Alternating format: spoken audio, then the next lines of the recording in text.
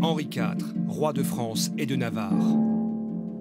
Plus de 4 siècles après son assassinat par Ravaillac, voici son vrai visage, reconstitué par la science.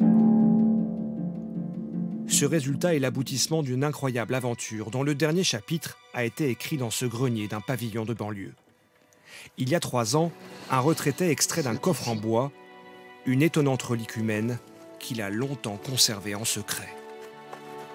Dans le linge de l'époque. Ah oui. Là, oui, vraiment. C'est émouvant de la retrouver, conservée pendant un demi-siècle. Il y a 3 ans, nul ne sait si cette tête momifiée est bien celle du roi Henri IV. C'était pourtant la conviction de l'un des précédents propriétaires de la relique, un certain Joseph Bourdet, brocanteur. En 1919, il rachète cette tête chez Drouot lors d'une vente aux enchères pour la somme royale de 3 francs. Ce brocanteur va tenter pendant toute sa vie de prouver sa découverte. Il en est entièrement persuadé. Pour lui, ça ne peut être que la tête d'Henri IV. Le problème, c'est que ce brocanteur n'était pas du sérail, il n'avait pas de diplôme, il était plutôt analphabète. Donc personne ne l'a pris au sérieux. Et il est mort, moqué, méprisé de tous, et surtout en ayant un doute quant à sa propre découverte. Pour connaître son identité, la tête est confiée aux mains expertes de Philippe Charlier.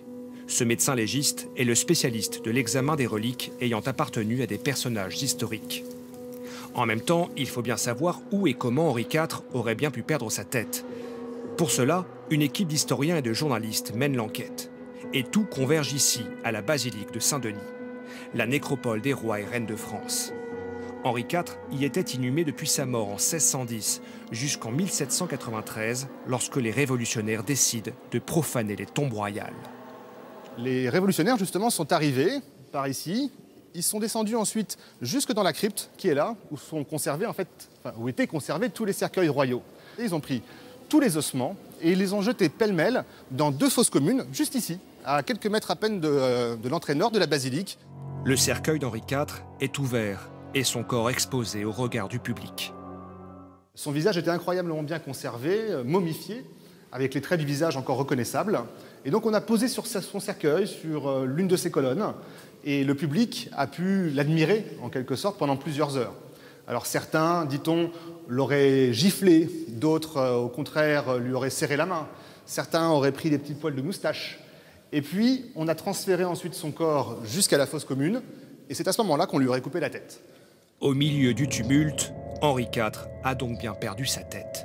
Est-ce bien celle qui a traversé les siècles et qui se trouve entre les mains des scientifiques? Une première analyse tente à le démontrer. Un mauvais état dentaire. Une concordance parfaite du crâne avec les portraits connus du roi. Une cicatrice sur la lèvre. Un grain de beauté sur le nez. Une oreille percée. L'étude aligne une foule d'arguments très convaincants, mais il manque l'ADN. Le problème, c'est que toute la tête est polluée au plomb, sans doute celui du cercueil. On n'avait pas réussi à obtenir de l'ADN, malgré 2 excellents laboratoires. Sur un 3e échantillon prélevé cette fois-ci au fin fond de la tête, quasiment à côté des cordes vocales, donc moins contaminé par le plomb, eh bien un 3e laboratoire, à Barcelone, a réussi à extraire de l'ADN. Les chercheurs décident de comparer cet ADN à celui d'une autre relique, une fiole contenant un mouchoir qui aurait été trempé dans le sang de Louis XVI quand celui-ci a été guillotiné.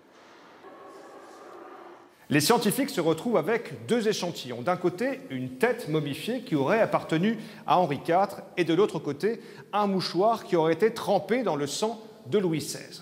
Des analyses sont menées conjointement et l'ADN finit par parler.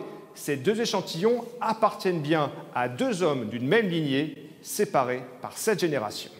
Ce qui est bien le cas d'Henri IV et de Louis XVI.